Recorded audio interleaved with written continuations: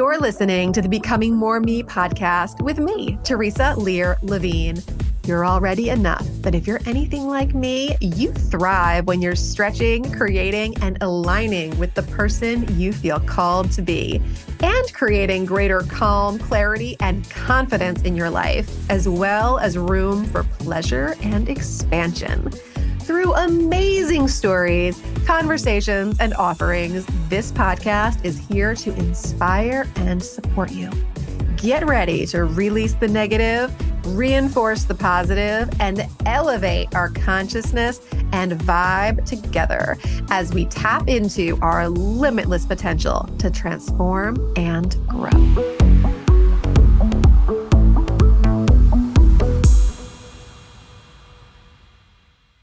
Hey, everybody. Thank you so much for tuning in to another episode of Becoming More Me. I am super excited to introduce you to today's guest, Kat HoSoo Lee. Now, Kat and I were introduced through our awesome mutual friend, Lindsay Lockett, who has been on the show a couple of times. She was on episode 110 and 111 for anybody wanting to check out Lindsay earlier this year. And I'm excited to spend a little bit of time digging into Kat's corner of the world today. Now, Kat is a spiritual business mentor, founder of what was Empowered Curiosity, but now is just going to be going by her name, Kat HoSoo Lee. And she helps entrepreneurs build ethical and regenerative businesses aligned with nature's cycles, and also provides great tools for conscious marketing and the energetics of money and all of that good stuff that I love to geek out on. And she has a podcast. I'm going to be actually appearing on it later this year, so I'm excited to have that conversation as well. And I believe you said the podcast name is changing too. So that was Empowered Curiosity, and that's going to be what? The Rooted Business Podcast now. Oh, I love it. So yeah, I'm just really excited to learn more and get some awesome information from Kat today and have some conversations around soul-aligned, creative, entrepreneurial businesses and all the purpose and things that they're filled with. So thanks so much for being here today, Kat. I'm so excited to be here. Anybody who's a friend of Lindsay's is also, I just know that we're going to resonate and there's going to be good vibes all around. So yeah, thanks for having me here. Absolutely. Well, let's dive in. Let's first of all just start by talking a little bit about you outside of this awesome business that you have. I'd love to just know some tidbits about who you are, what life is like for you, what your hobbies are, just day-to-day stuff. Yeah. So I just trying to think of like what I want to bring into this space. I live in Spokane, Washington. I just moved here last year with my hubby. We had done this like wild thing where I finally was able to like get my entire business online, and then hubby quit his job. He was working in Las Vegas, and we bought this trailer and we were gonna like travel the United States, like trying to figure out where we wanted to live. And Spokane, Washington is where one of our close friends lives. We got here and we were just like, I think we're home. So we've been here instead of traveling all over the US trying to figure out where we want to be. We're here now, and we've been here for a year. Day-to-day stuff, I actually just really super love working on my business. It's one of those things where I feel like, work and life do blend and mesh, and it doesn't feel unhealthy for me. Like it feels just really integrated and makes me just happy because it's what I'm able to sort of express what my purpose, my Tao is. But when I'm not working on the business, I'm playing with horses. I do a lot of ethical horsemanship, and Do you have horses of your own? I have one. She's not rideable because she's a mini horse. But I ride my friend's horses, and I was just telling you before we recorded that we're about to buy some property, hopefully within the next couple of months. And at that point, we'll be bringing home some horses. Oh, that's exciting. I love horses. Yeah. And then just being out in nature and hiking and sort of tooling around the woods here is kind of what I do when I'm not in work mode. Awesome. I love that. So what has been bringing about all of these changes in your life and business recently, including the change of name with your business and podcasts and all of that? I feel like a lot of it is woven through with two themes, and I talked about this on my podcast as well. But um, in the fall of last year, my business hit like a bit of a contraction phase. Just for whatever reason, people stopped signing up for my offers. It like sort of, I had sort of prepared and like had enough money in my business bank account to be like, okay, so if we hit like 3 or 4 like hard months, we're gonna be okay. But it started to get into like that 3 month range, and I was just like, what is going on? And what ultimately ended up happening is I started having conversations with my business like it was like an entity, like if you are my business partner and we're in this together, like what is it about our work together that's not feeling in alignment because it's not producing in the ways that I would like for it to produce. And the message that came back to me in the middle of a walk in the woods here was like, I don't feel like you're really committed. um like it seems like you really like doing this, but like a lot of the pieces just don't feel like they're like rooted and like in commitment. Like, are we in here for the long haul? Because it felt like my business was asking me like, I really want to be here for the long haul, but are you in it, right? And so I started looking through some of the pieces in my work where I was maybe not showing up in full commitment, and one of those pieces was my business name. um, Back, this is like a past life, I guess now like 15, 20 years ago, I had an acupuncture business in Santa Cruz. And I ended up selling that practice and moving up to Vancouver and joining someone else's practice. But in that process of selling the practice, I found it really hard to sell it because it was Kathleen Lee acupuncture. And so it was like had my like fingers all in it, you know? And so when I decided to start coaching, I decided to use a more generic name, Empowered Curiosity, because I was like, well, who knows? Maybe one day I'll want to sell this business. And if it comes up again, then I want to be able to sell it and not have my name attached to it. And your business And called you out on that lack of commitment, huh? yep, exactly. So now I go by Kat HoSoo Lee. I've changed my Instagram handle. I'm now changing over my website. Um, and so like that was a big message that came through is like if you're in a long-term committed relationship with your business, then like what are the ways in which you can be showing up to this marriage? Like I think of it as a marriage. How can you be showing up to this relationship with like full respect, full like sovereignty, full ability to like sink your feet into this business? Then it sort of changes the like superficial peripheral things like a business name even, Right. you know? And then another piece of it that came through more recently is I started feeling a bit of blockages around writing. A lot of my work is writing, like writing social media posts, writing, even just the things that I sit down to say for my podcast. Like it's a lot of thinking and writing. I'm sure you know that too, right? Yeah. Um, and I came up against this, like, I want to call it like a creativity block. Um, and working through those pieces um, really made me feel like I needed to like let go of control in a lot of different ways. Um, my Tao, and this is something that I take like on a journey with my all of my clients. We go on a Tao meditation, and at the end of a Tao meditation, we are landed with like a singular word that is kind of like your through line, the lesson you're meant to learn, the purpose of your life, the path that you're meant to take.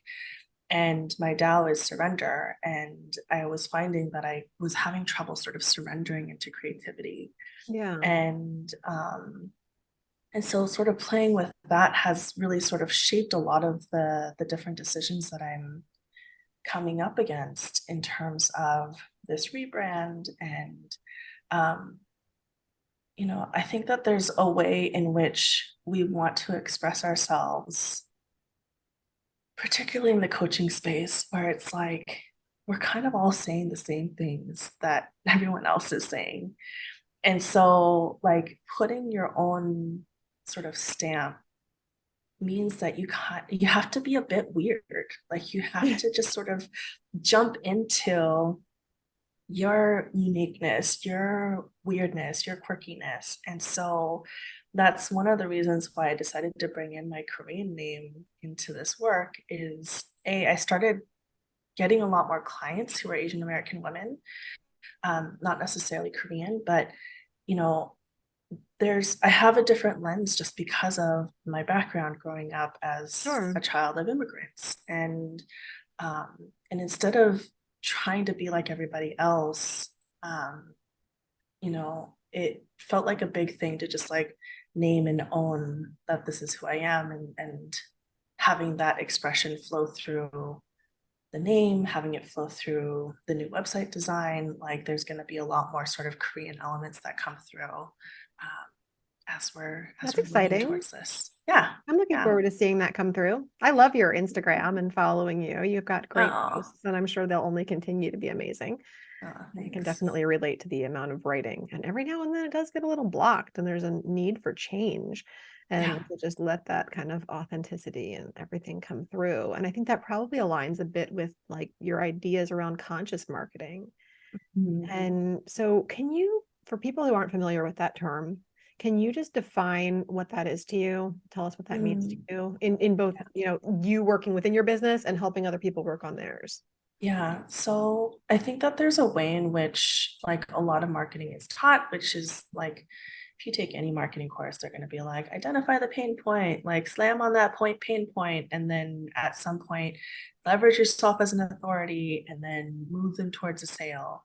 All the Um, things that end up feeling, I sum it up as icky. yeah, totally. Right. And it just I remember in the beginning, it was just hard to quantify other than it feeling icky in my body. Like it just doesn't feel right, is what I get from a lot of people. Marketing just doesn't feel right to me, and so I feel like I've had to forge a bit of my own path in terms of like if we start looking at marketing as just relational, how can we fold in a safe relationship between you and your community Right. in how you speak, I mean, I think that this is not just about marketing, it's in how you price your offerings, how you set up your offerings, how you do your onboarding, how you do sales calls, like all of it is relational. And to me, I think that that's where the consciousness needs to come in is when we are just doing the thing that other people tell us to do because we think that that's the only way. Um, there's like a disassociation there, right? Like there's like a Well, lack of so many times in consciousness. coaching programs that are sales oriented, it's kind of drilled in. Believe me, I've been through them. Yeah, same. And it's like, well, you just need to just do this, just try this. This Yeah, is definitely the way, and just trust yeah, me. This is like, and then you do the thing, and you're like, it didn't really feel like it was the way. Like, I don't really feel like I got yeah, anywhere. I just yeah, feel kind of like crappy. yeah. Or you end up with clients who are not your favorite people to work with, Right. you Yep, for know? sure. Um, Been and there so too. to me, like it's a matter of communicating exactly who you are, what you stand for, what your values are, how this offering is going to support them, um, and then letting them make a sovereign decision. And I think that that's the part that marketers have trouble with is Right. letting people have like a choice. And to me, like that's a really important piece of approaching every aspect of the business, right? Again, from like, you know, watching your content to making the sale to even as you're in a coaching session, whether or not they are able to take up some of the things that you're talking about with them. Hmm. For sure. Yeah. So, what do you think are some of the most toxic marketing tactics that like spiritual entrepreneurs should be Ooh, ditching and avoiding? Other than like, drilling in those pain points and yeah, pressuring yeah. people for responses right away or Mhm, mhm. that kind of Well, stuff. I think honestly, the toxicity exists in the collective. It exists within this like capitalist system that we live in, but it's about figuring out where that toxicity lives within you first. And so if I think a common thing is the like savior complex of, the coaching industry of like, here are, these particular pain points to, associated with your niche, and let me save you or rescue you from them is a common thing that I feel like I see out there. And before being like, well, I should change that about my marketing and my messaging, I think that it goes deeper within to be like, well, what parts of me feels like it gets something when I'm the rescuer, you know? And being able to sort of sit with those parts of you, because likely a lot of those patterns come from your childhood, come from the role that you played in your family, and being able to help those parts feel safe first, being like, hey, like, you're not valuable just because you rescue people. Right. That's going to change and shift how you show up in your marketing.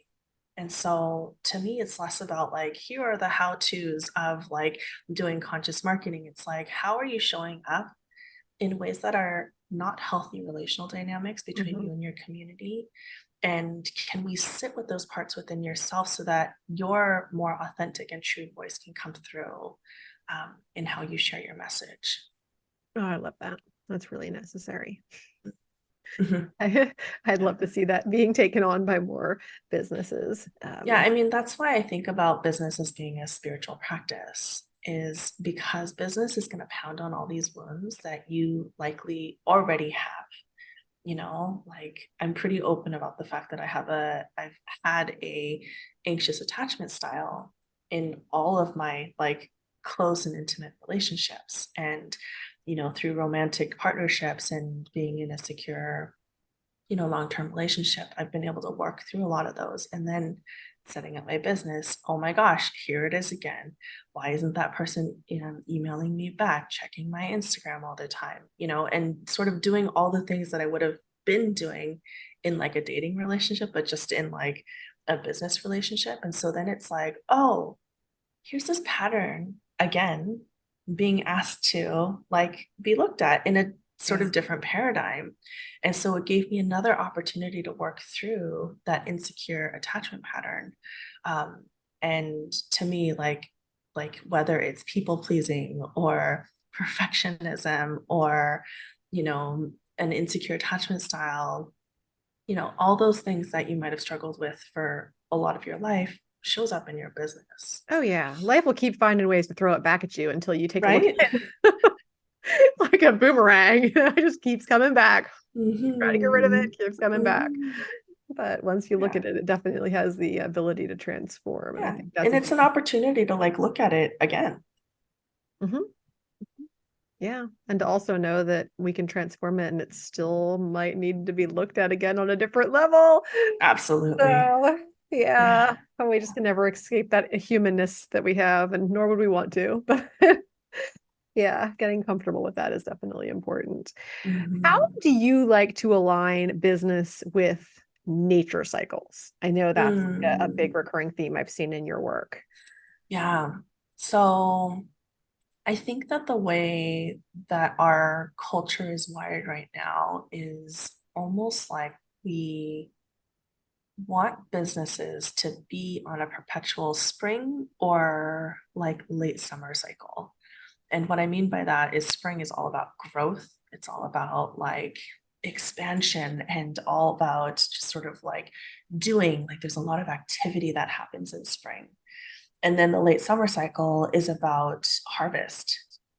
And so, like, I feel like we tend to not validate as much the fall and winter parts, which are more yin, and the summer part. And so the things that are associated with those parts of the cycle are in the fall, there's a lot of clarification that happens. Um, if you think about leaves falling off of the trees and you can sort of see the structure of the tree, and this is like, if you're a farmer, this is where you'd be pruning your fruit trees is in the fall. And so, in terms of the business, I feel like I went through a big sort of fall phase myself of like clarifying and looking at the values again, and being like, hey, do I still stand by these things? Or has something shifted because something has shifted within me, you know? So I think that that's an important part of that cycle. And that requires some stillness for us to be able to do that. Right. You have to be able to be like, okay, I'm going to go through a cycle where, I'm not producing as much content. I'm not, maybe seeing as many clients because I want to Girl, make sure I'm in that the there's middle of enough it. space. Yep. That's exactly where I am. It is just like sitting with all the things as I get ready for that next cycle. And this Exactly. particular time of doing this, I've honored these cycles before, but this one's been really hard for Yeah. Yeah. And it's a subtractive process, right? me. And Yeah. to me, like, it speaks a lot to spirituality, because I think that, when we talk about spirituality, there's this way of being like, oh, I need to go out there and like add more shit to me to feel like spiritual or whole. Right. And the longer and longer I've been in my own spiritual practice, it's actually about stripping away what no longer aligns. It's about examining these stories and these narratives and being like, hey, like, does that still apply to me? And Yeah. so that can be applied to whether it's your personal life or your business life, right? Right. In the winter Realizing that we're time, already enough without the yeah, addition of anything else. And also with exactly. taking things away. Yeah, exactly. In the Um, wintertime. Sorry, I didn't mean to interrupt that's you. okay. No, that felt like a really important addition.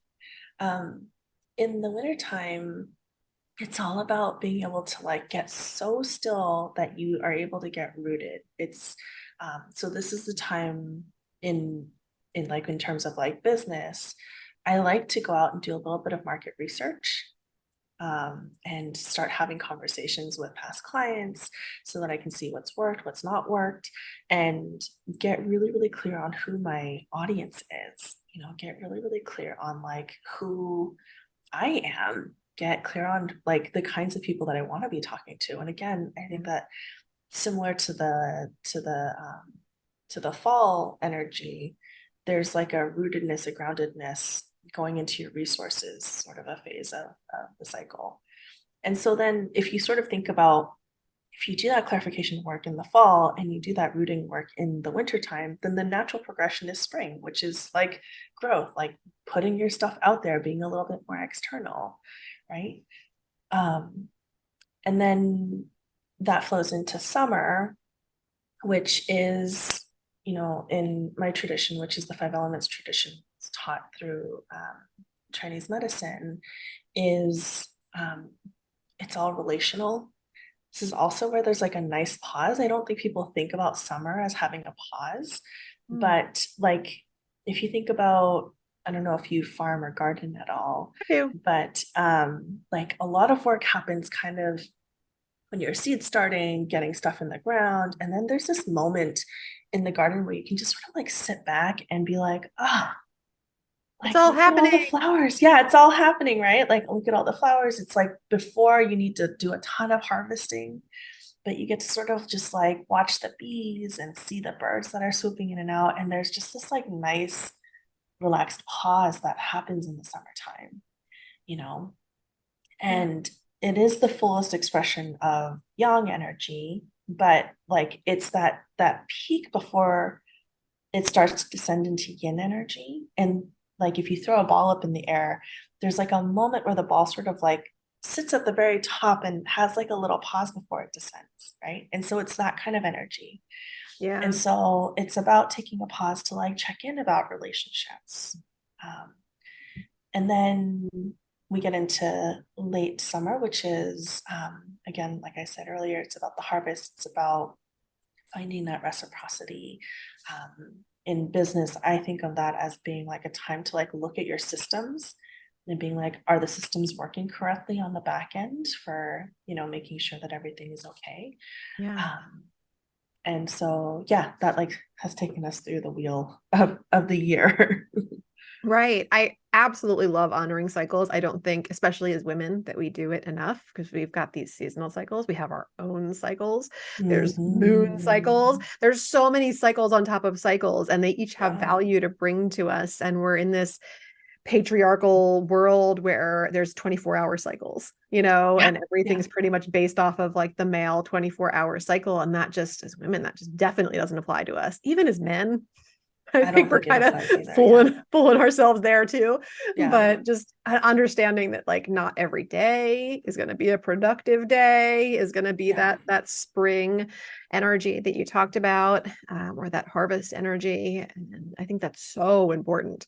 Hmm. Especially, I mean, that's maybe it's just what I need to hear as somebody who like lived off of like, checking boxes and being Same. productive and, all that Same. kind of stuff for so long without any fulfillment or feeling of Yeah. purpose at the end of Yeah. any of those days, but like, oh, Yeah. check the boxes, Yeah. and just does nothing. So And I thank you. mean, we've been trained to do that, right? Like we've been Hmm. validated to do that. That's what a lot of our school systems are about, is making sure that, kids come out learning how to check boxes Yep. because that essentially makes them productive workers.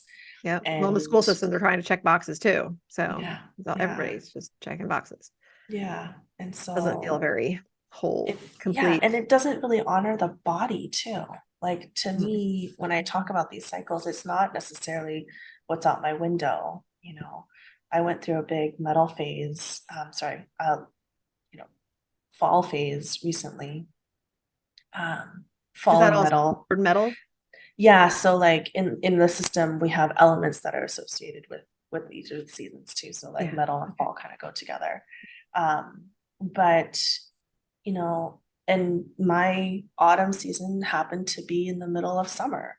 Sure. And that was just what my body, what my soul, what the voice of my business wanted to, like, that was the timing that it wanted to come through. And so like being able to listen to those instead of just being like, well, I Right. should just be putting out more stuff. I should be, creating more content. I should be creating more offers. And I think that The season listening that to we're the body is a personally in is huge. not always going to match the season that's, like you said, out the Exactly. window for Yeah. sure. Yeah.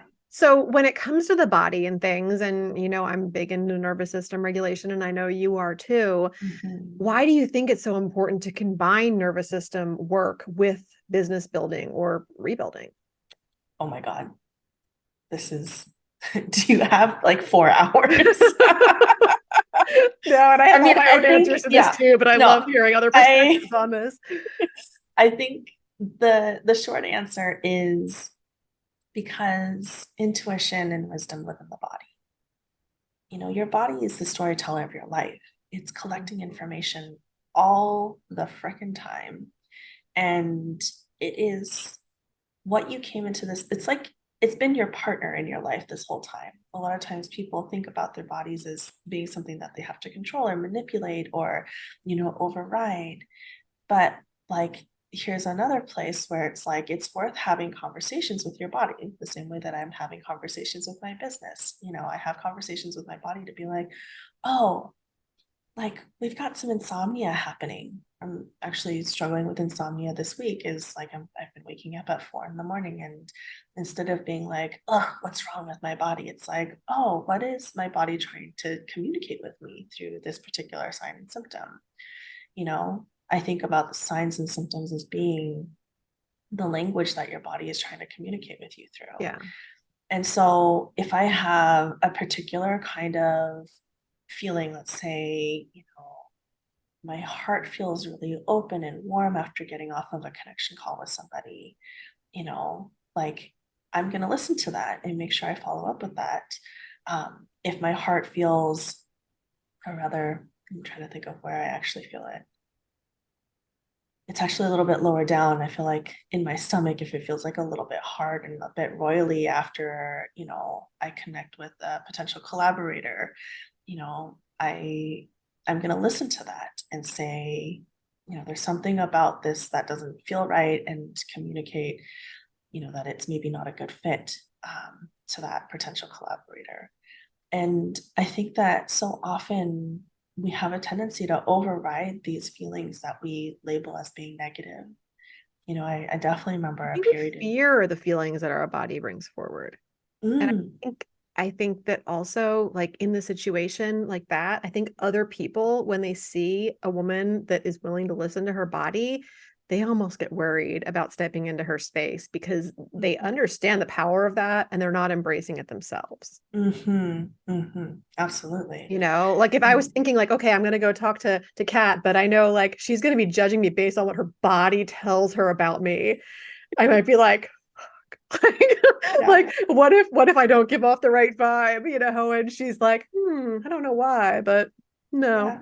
But it's also like, I think it's also an act of kindness because when I do say yes to, whether it's a Whatever client it is. or a collaborate, whatever it is, yeah, project, like it's like a wholehearted fuck yes, Right. I'm into this. And so, instead of being sort of wishy-washy and people pleasery about it, which I've totally done in my Yep. life, I would feel that roily feeling in my stomach and be like, oh, but it's going to hurt their feelings if I say no, or it's going to, make them feel uncomfortable if I say no, I don't want to interview for the podcast. I would just do it and then ultimately end up with a podcast that I wasn't happy about, and so to me, it's so important, especially as somebody who's, you know, curating and cultivating a community. Like one of the things that my community expects from me is like, hey, like, do you have your discernment filter on when you're giving us information about a person? Yes. If you're giving us information about a particular kind of method, or, when you're talking about marketing or relationship building or, you know, bookkeeping, Right.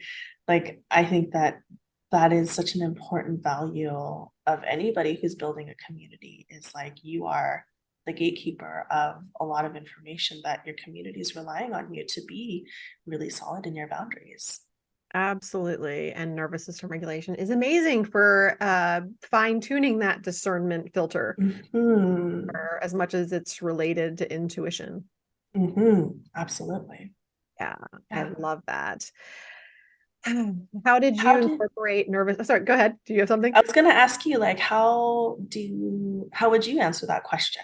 This is like one of my favorite questions, so I like collecting answers in terms of like, Oh, there's like how does your kind of like you body? just said, like, do you have 4 hours? There's so many ways I could answer it. So if I was trying to think about why it's important for business building or rebuilding, I think, from the lens of the way that I use nervous system regulation with emotional freedom techniques and also with hypnotherapy, I see it as this tool that helps us elevate our consciousness.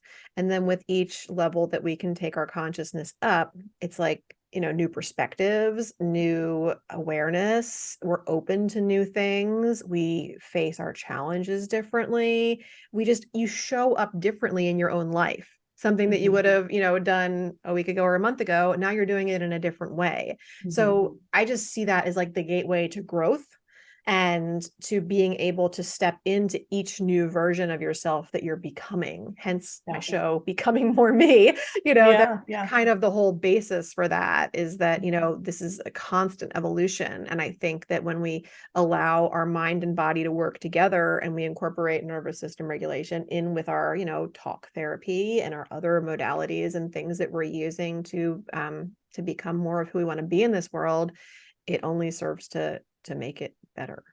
yeah. Can I ask you a follow-up question to this? Sure.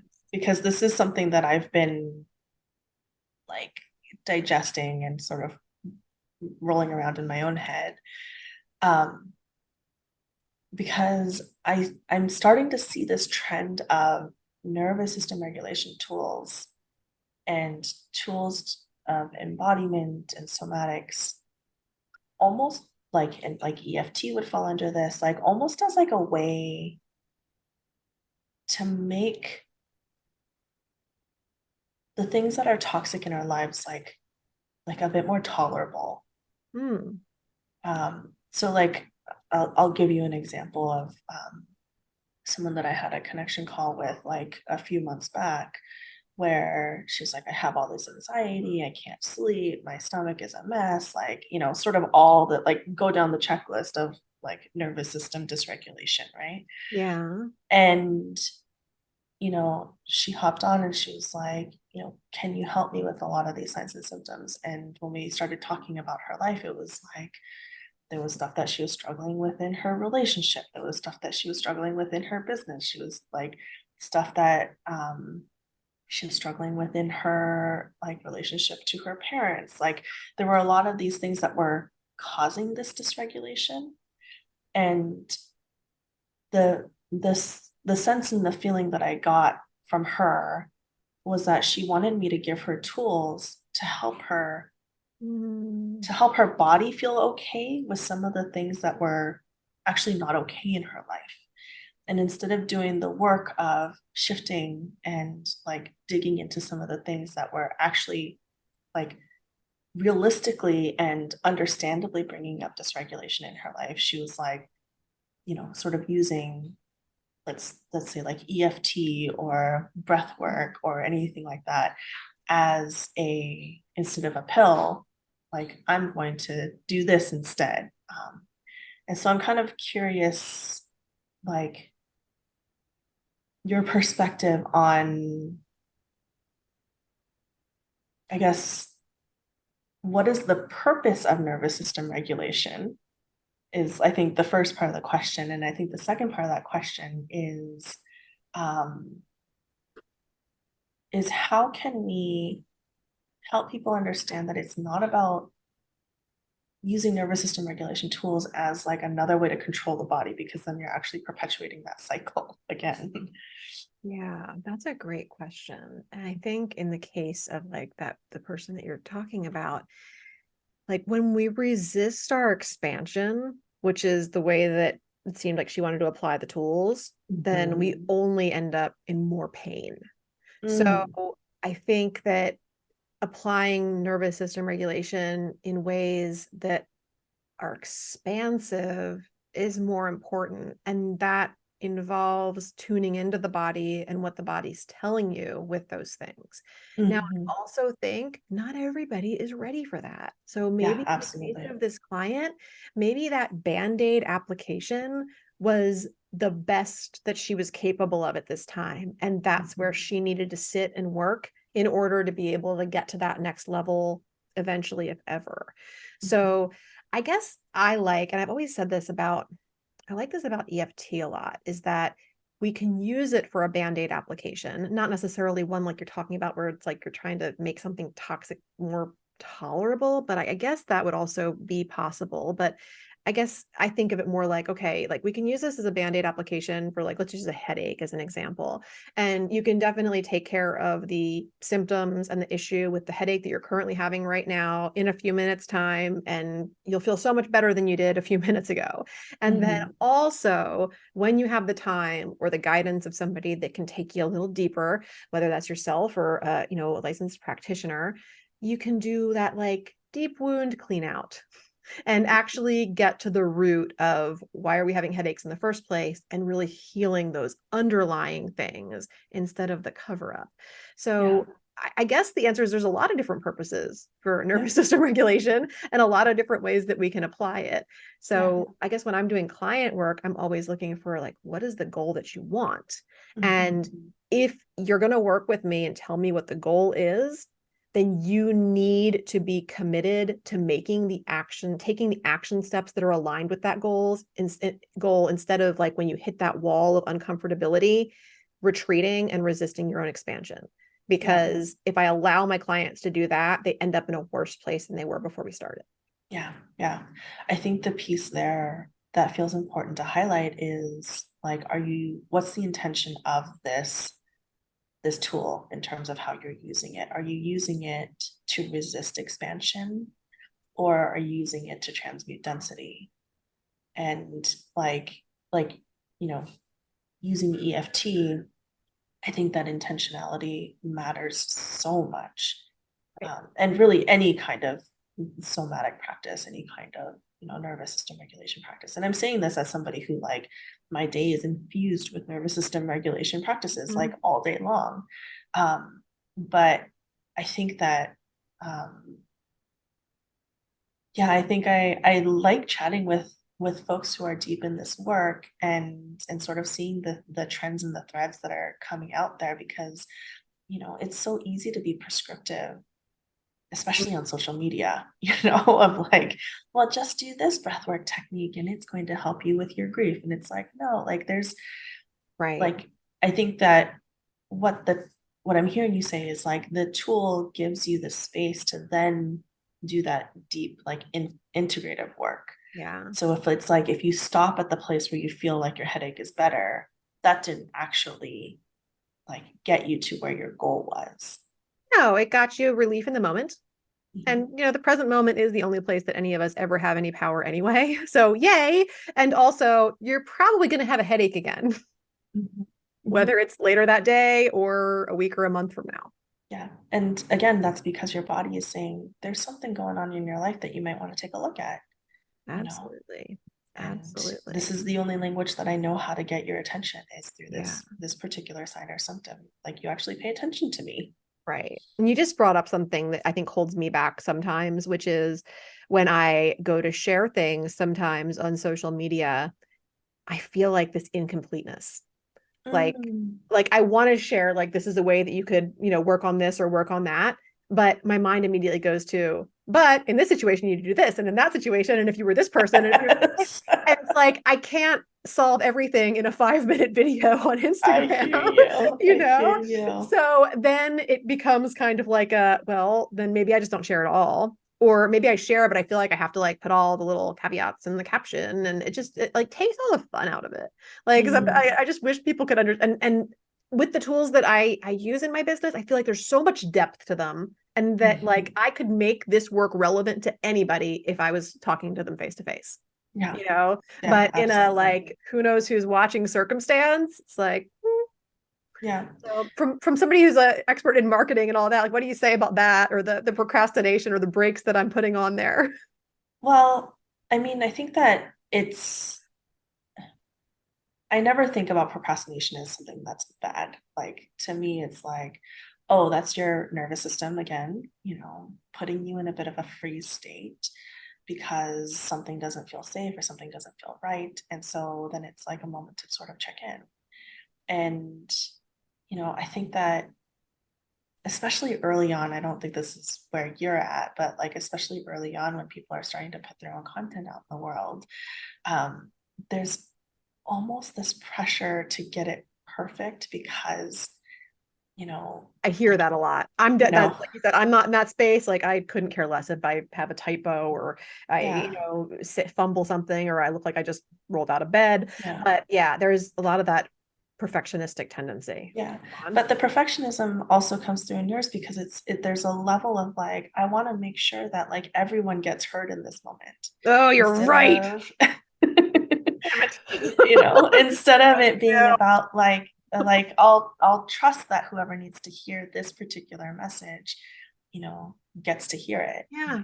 and really when it comes to social media, because there's such a short life cycle, you're creating a body of work, Right. and so it may apply to somebody and not apply to somebody else, and you just sort of have to like release the Yeah. expectations that it's going to apply to everybody. And so then it's sort of, if you were a client of mine, then I'd be sort of talking through into that perfectionistic part that feels like you have to be applicable to every single person who watches this video, instead of Yeah. it being like this is going to be good enough for the one out of three people that this applies to, Yeah. and have I'm a that be good recovering enough. perfectionist at best. Same, But same. thank you for Absolutely, calling me out same. on that. It's still very present. Yeah. Yeah. And I mean it's the perfectionism that puts us in a free state, right? And so then to like pull us out of that free state, we have to help that perfectionist feel safe again. Yeah, absolutely. Mm. So, where are the best places for people to connect with you and learn more about what you're offering? And what are you offering right now? Yeah, so Instagram is probably the best way to stay in touch with me. I'm at kat.hosoo.lee. Um, I post pretty regularly on there for folks who want to have me in their inbox. Like I have a newsletter. I'm not as frequent on that newsletter, but I do sort of give them first dibs in terms of my offerings go. In terms of offerings, I do one-on-one work. I also have a couple of group programs. The most like comprehensive one is Business Alchemist Mentorship.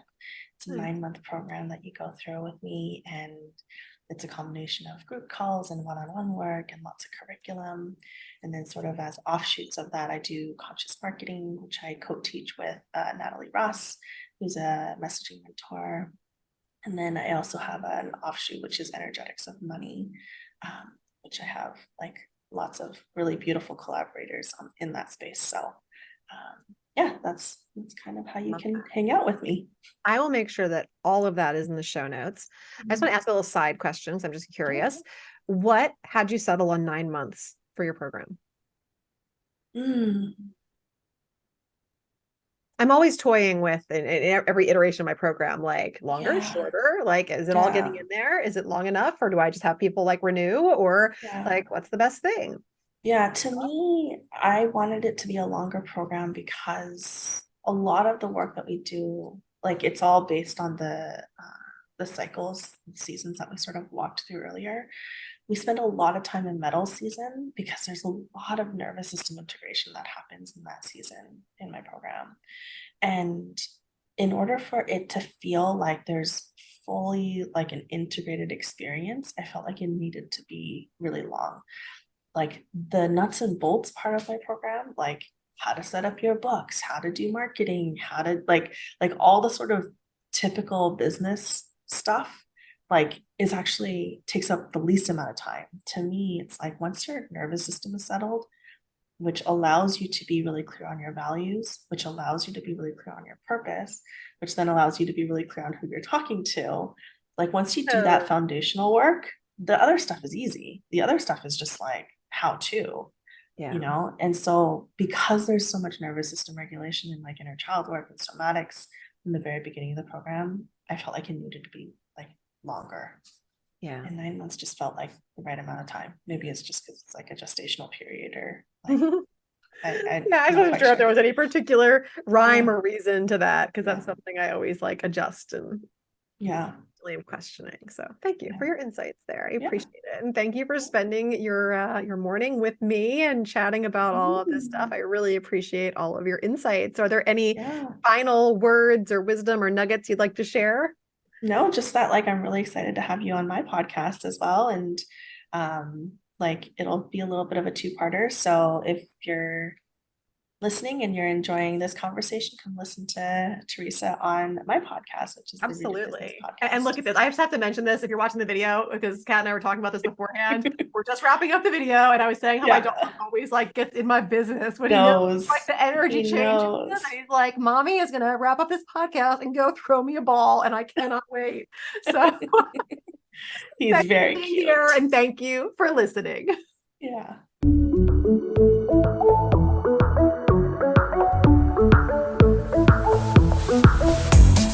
Thanks for spending some of your precious time with me today. If you loved this episode, please leave a review or simply share it with someone else who would get great benefit from it too. If you share on social media, please tag me so I can personally connect and thank you. Until next time, keep taking bold and brave steps towards becoming more of who you want to be in this world. You are capable, you are worthy, and you are enough. And if your inner critic is still trying to argue with those facts, hit me up. We've got work to do.